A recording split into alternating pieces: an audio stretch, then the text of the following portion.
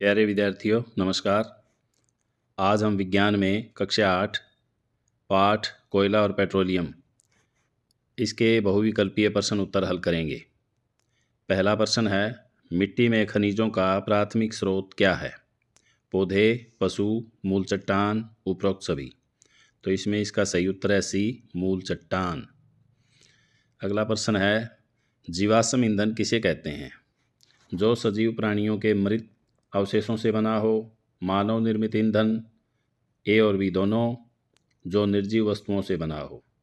तो इसका सही उत्तर है ए, जो सजीव प्राणियों के मृत अवशेषों से बना हो उसे जीवाश्म ईंधन कहते हैं।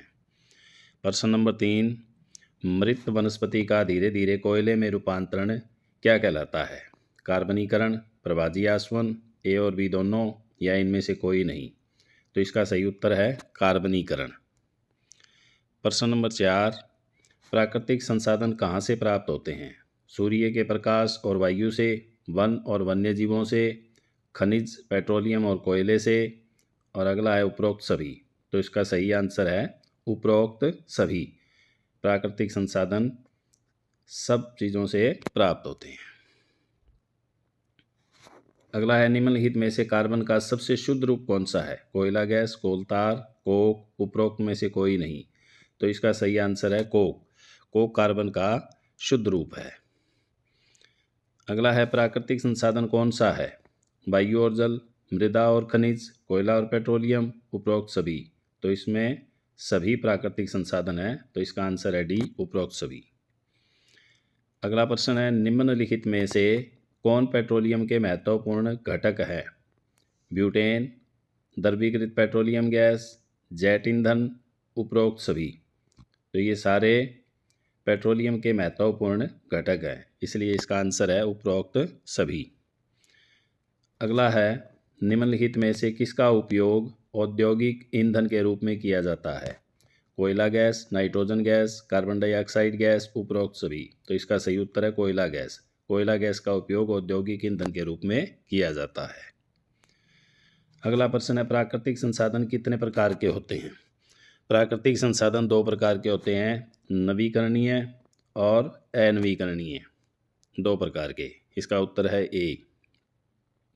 निम्न में से कौन सा जीवाश्मी ईंधन है? वायु, सूर्य का प्रकाश, जल, कोयला। कोयला जीवाश्मी ईंधन है। तो इसका उत्तर है डी। अगला है, निम्नलिखित में से किसका उपयोग इस्पात निर्माण के लिए किया जाता है? कोक, कोयला गैस, कोल तार, उपरोक्त सभी। तो कोक का उपयोग इस्पात निर्माण के लिए किया जाता है। इसका उत्तर है ए, कोक। अगला प्रश्न है, निम्नलिखित में से कौन सा पेट्रोलियम पदार्थ 350 डिग्री सेल्सियस से अधिक तापमान पर उबलता है? डीजल तेल, पेट्रोलियम गैस, चिकनाई तेल, उपरोक्त सभी। तो इसमें उत्तर है सी, चिकनाई तेल इस तापमान पर उबलता है। अगला प्रश्न है, कोयले के मुख्य रूप से क्या होता है? कोयले में मुख्य रूप से क्या होता है? Carbon, oxygen, nitrogen, helium. तो कोयले में कार्बन होता है। अगला है, सबसे पहले कोयले का उपयोग किसके लिए किया गया था? रेल इंजन में भाप बनाने के लिए, कार बनाने के लिए, हवाई जहाज बनाने के लिए, पानी गर्म करने के लिए। सबसे पहले रेल इंजन में भाप बनाने के लिए कोयले का उपयोग किया गया था। तो इसका आंसर है ए। अगला प्रश्न है, निम्नलिखित में से कौन सा पेट्रोलियम उत्पाद कपड़ों की ड्राई क्लीनिंग के लिए विलायक के रूप में उपयोग किया जाता है? तो ये चार ऑप्शन है, इसमें इसका पहला आंसर सही है, पेट्रोल। अगला प्रश्न है, किस कारण से वन मृदा के नीचे दब गए? बाढ़ के कारण, प्राकृतिक परिक्रमणों के कारण, ए और बी दोनों, और इनमें से कोई नहीं। तो इसका सही आंसर है सी, ए और बी दोनों। अगला प्रश्न है, किस कारण पृथ्वी के अंदर मृत पेड़ पौधे कोयले में परिवर्तित हो गए? उच्च दाब, उच्च ताप, ए और बी दोनों, उपरोक्त सभी। तो उच्च दाब और उच्च ताप के कारण मृत पेड़ पौधे कोयले में परिवर्तित हो गए। पेट्रोलियम एक खालिस्तान विलियन है। पेट्रोलियम एक तरल विलियन है। इसका सही आंसर है ए। अगला प्रश्न है, किस में गर्म करने पर कोयला जलता है? वायु में, जल में, गैस में, ताप में। तो वायु में गर्म करने पर कोयला जलता है। पेट्रोलियम का सामान्य नाम क्या है? नीला सोना, पीला सोना, काला सोना, उपरोक्त में से कोई नहीं। तो पेट्रोलियम का सामान्य नाम काला सोना है। तो इसका सही आंसर है सी। कोयला निर्माण का स्रोत क्या है? पौधे, पशु, पौधे और जानवर दोनों, उपरोक्त में से कोई नहीं। तो कोयला निर्माण मृत वनस्पतियों से होता है, तो इसका सही आंसर है ए, पौधे। अगला प्रश्न है, कोयला जलने पर कौन सी गैस उत्पन्न करता है? Nitrogen, oxygen, carbon dioxide, hydrogen. तो कोयला जलने से कार्बन डाइऑक्साइड गैस उत्पन्न होती है, तो इसका सही आंसर है सी। अगला है, कोक किसका शुद्ध रूप है? पेट्रोल का, कार्बन का, ईंधन का, या इनमें से कोई नहीं? तो कोक कार्बन का शुद्ध रूप है, आंसर है बी। एलपीजी का संक्षिप्त रूप है? द्रवित पेट्रोलियम गैस, कम पेट्रोलियम गैस, तरल दबाव गैस, उपरोक्त में से कोई नहीं। तो इसका एलपीजी का पूरा नाम है द्रवित petroleum gas, liquid petroleum gas. CNG का संक्षिप्त रूप? संपीड़ित प्राकृतिक गैस, संपीड़ित प्राकृतिक गैस, संपीड़ित राष्ट्रीय गैस, उपरोक्त में से कोई नहीं। तो इसका आंसर ए और बी दोनों दे रखे हैं, संपीड़ित प्राकृतिक गैस, तो ये इसका आंसर है।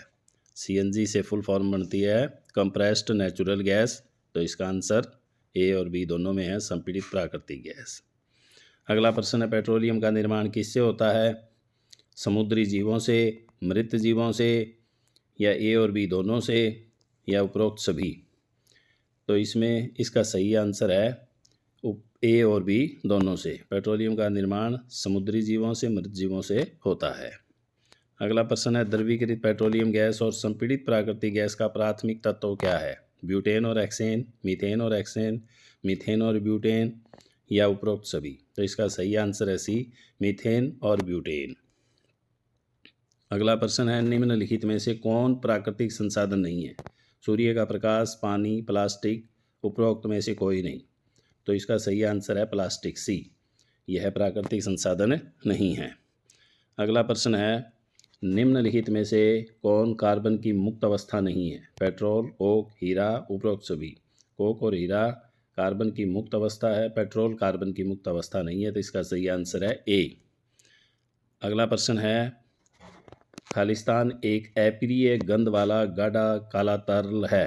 कोलतार, गैसोलीन, डीजल तेल, उपरोक्त सभी? तो इसका सही आंसर है कोलतार। कोलतार एक अप्रिय गंध वाला काला तरल है। तो प्यारे विद्यार्थियों, ये आपके एमसीक्यू थे, आपको याद करने हैं। अगला पाठ लेकर के अगली वीडियो में फिर आपसे मिलते हैं। धन्यवाद।